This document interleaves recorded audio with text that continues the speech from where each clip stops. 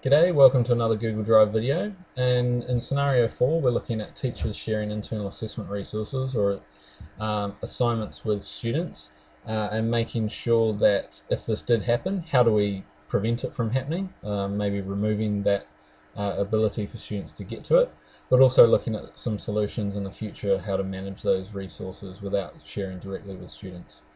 So one of the big issues is that yes, we need to make sure that when we do share things that it's edited with access in mind and making sure we're sharing with the right people, making sure that they have the right conditions of that access, okay, and then understanding that these things are shared with multiple people and these things can happen. So teachers share directly with students via the link, for example. So one thing to remember before we get started on looking at solving it is the cat and the tree theory. So I've got this theory about Google Docs and Google Drive, and that's that the cat and the tree. So just because the cat can climb all the way up the tree and get to a file or a branch right at the end of the tree doesn't mean it can necessarily get back. And what I mean by that is just because a student has the link to access a document way out here, which might be 3 folders deep in your file management, doesn't mean that they can actually return to any of the other folders or in fact access any of the other documents even in that same folder. So that's a really secure way that Google Drive works, and it's a really good analogy for us to think about our file management.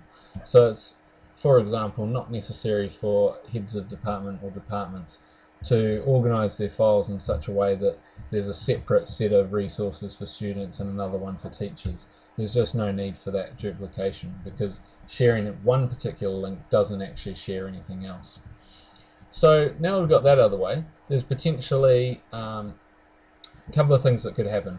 So a resource could be shared directly with a student via the link. So we're just going to have a look at what that means. So the first thing is that a Google Doc, every time you create a doc, creates a unique URL or address, and that URL or address will stick with that Google Doc through its lifespan. Even changes to the name, where it's moved to in folders, doesn't change that link. What can change though is the ability of other people to access it. And so when you, for example, allow anyone in our domain or GBHS to edit with the link or access, then it appends that link with a little sharing bit on the end there. And you could try and add that onto a document, but unless the actual permission is set, then it won't work.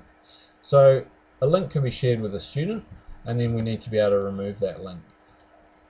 So to do that, if we were in a document and we had the link shared, and at the moment we've got anyone at Green Bay High School with the link can view, but what we might want to do is turn that off because we found out that students have access to an internal assessment resource and we want to remove that.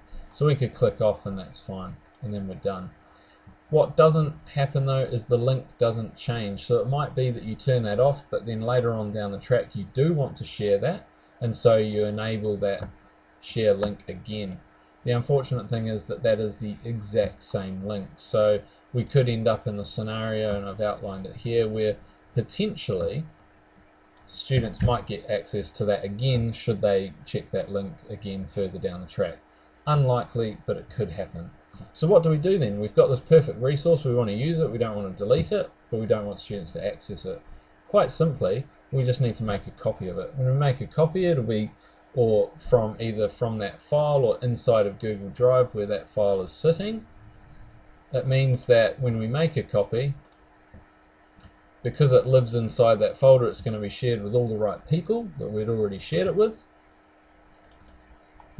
but it's going to have a brand new address, and so therefore the previous link will no longer work once we remove that file and then update and rename that one. So that's one way to do it. The other way would be, let's not even share the links with students to begin with. And the way we do that is to make sure that we're actually managing our internal assessment resources using Google Classroom. So Google Classroom will generate an assignment, and the way it generates an assignment is that it can make a copy of a Google Doc. When it makes a copy, it actually creates a template in your Google Classroom folder and then generates the student copies after that. And that means that the actual file itself, the original file, the internal assessment file, is no longer actually touched or even touched at all. So if we go into Google Drive, we go into my classroom folder, we can look at my teacher only day demo classroom, and we can look at the templates, and that templates folder is any assignment that I've created. A template would have been created for that assessment, and then the student copies created after that. And that's a really awesome way of handling internal assessments, because the original document is not shared directly with the students at all, and therefore they have no access, and we're safe and secure. Hope this video has been useful, and we'll see you next time for scenario 5. Thanks.